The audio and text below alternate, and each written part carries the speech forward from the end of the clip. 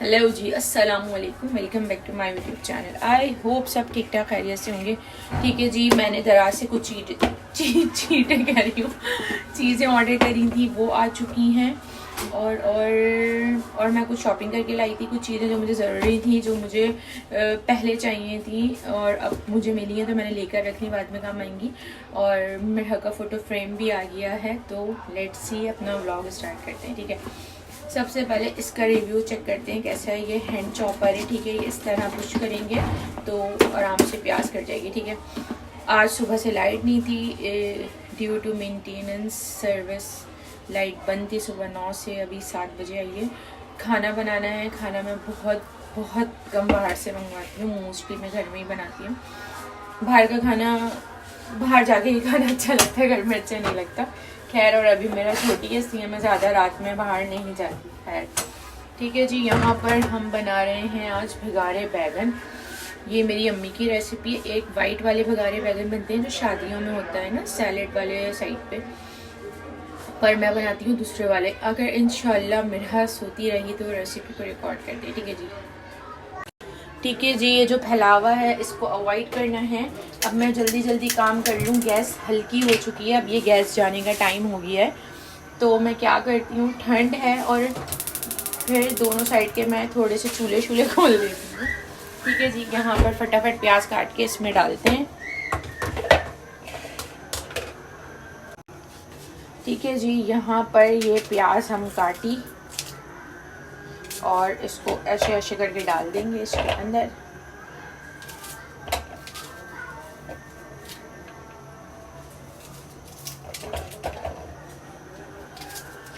ठीक है जी, अब यहाँ हम कर रहे हैं अपना काम, फटाफट प्याज चॉप कर लें। गैस वो हल्की हो चुकी है, बहुत तो नहीं हुई, पर यह अब बिल्कुल जाने का टाइम हो जाएगा। इससे पहले ये पूरी चली जाए, खाना बना लूँ। खाना ने प्याज को करके डाल देना है। ठीक है जी, और तेरी खैर कितने टुकड़े होंगे इसके। यहाँ पर मैं प्याज निकाल ली थी मैंने, क्योंकि ये इजीली चॉप नहीं हो रही थी। जब आप थोड़ी थोड़ी प्याज करके डालेंगे ना, फिर वो इजीली चॉप हो जाएगी। ठीक है, यहाँ पर और इसको प्रेस करना भी बहुत मुश्किल हो रहा था, तो जब आपने प्याज निकाल लेंगे तो फिर ये इजीली चॉप होगी। इसी तरह कोई भी आपने सब्ज़ी इसमें चॉप करनी है, उसका भी यही सेम प्रोसीजर है। ठीक है, वैसे ओवरऑल ये बेस्ट है और टाइम को निकल जाएगा अच्छा खासा, तो बस बहुत बेस्ट है।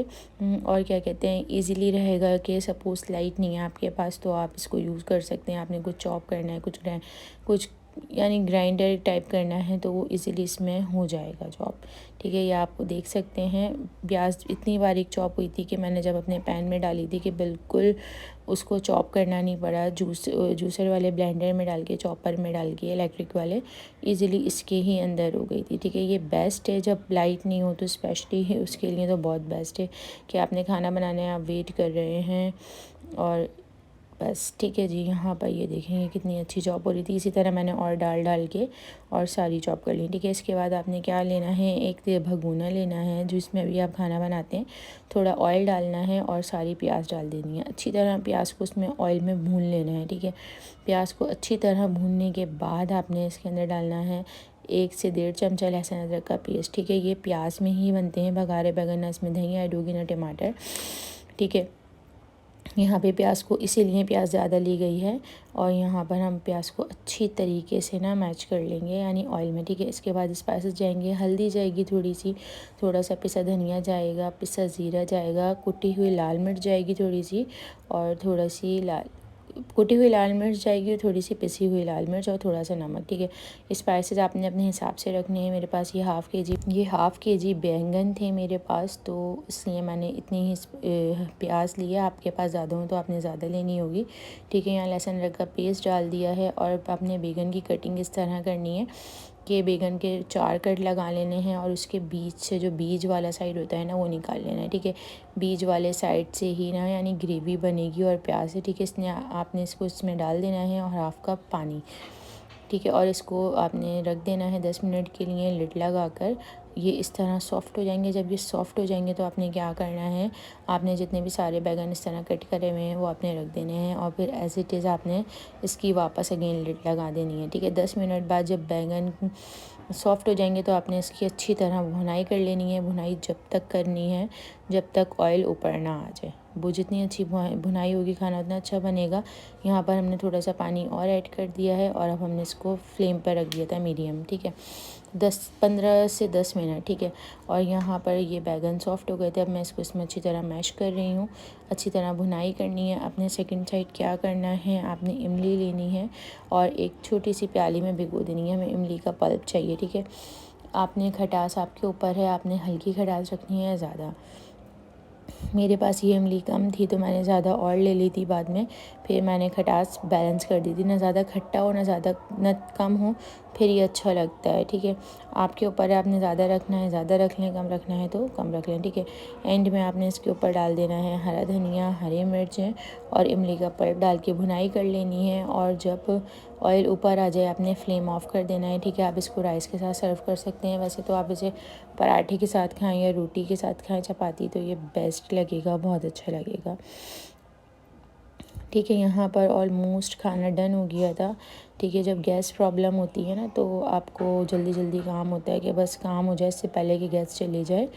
और यहाँ पर बस हमारा खाना रेडी है ऑलमोस्ट, ठीक है जी। जब खाना बन जाता है तो सुकून हो जाता है। न्यू बॉर्न बेबी के साथ टाइम टू टाइम आपने काम करना होता है। जैसे ही बच्चा आपका सोए आपने अपने कामों से लगना होता है। यही आपकी रूटीन होती है। कुछ 3 से 4 महीने बाद आपके जाकर आपकी रूटीन सेट होती है, ठीक है जी। यहाँ पर नेक्स्ट डे है जब मैं वॉइस ओवर कर रही हूँ। मेरा रोने लगी थी तो मैंने मोबाइल रख दिया था और फिर मैंने मोबाइल देखा भी नहीं कि मुझे एडिटिंग करनी है, वॉइस ओवर करना है, क्या है, ठीक है। यहाँ पे बैंगन बिल्कुल रेडी हो गए थे। बैंगन बहुत अच्छे होते हैं, ठीक है। अब आते हैं कुछ चीज़ों पे जो मैं लेकर आई थी और कुछ मैंने ऑर्डर करी थी, ठीक है। ये मैंने काली मिर्च और नमक के लिए ये ली थी बर्निया टाइप की, और ये एक नमक दानी, इसको चीनी दानी कहते हैं क्या जो, और एक ये चीनी के लिए ली थी, शक्कर के लिए।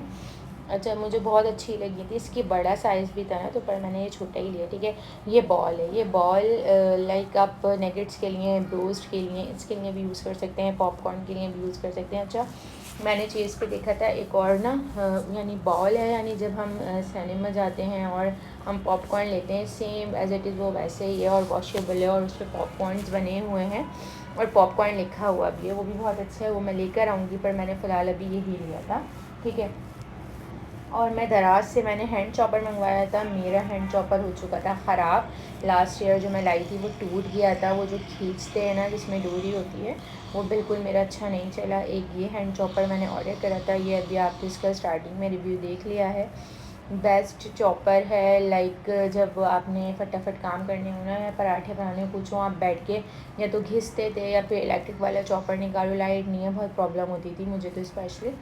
तो मैंने अपनी सहूलत के से ख़रीदा और ये बहुत अच्छा काम कर रहा है, ठीक है। आप इसका रिव्यू देख चुके हैं आगे। अच्छा, मैं फ़ोल्डिंग ट्रे पहले मैंने दराज से ऑर्डर करी थी। जब मैंने दराज से ऑर्डर करी थी तो वो मुझे बिल्कुल अच्छी नहीं आई थी, तो फिर मैं उसको जाकर रिटर्न कर दिया था और फिर उन्होंने रिफ़ंड कर दिया था मेरे अकाउंट में ना। अच्छा, दराज से आप दराज वॉलेट से ना पैसे आप अपने अकाउंट में ट्रांसफ़र कर सकते हैं, फिर आप लाइक ATM थ्रू या फिर चेक के थ्रू आप उसे कैश कर सकते हैं। तो फिर मैंने उसे अपने ATM के थ्रू कैश कर लिया था।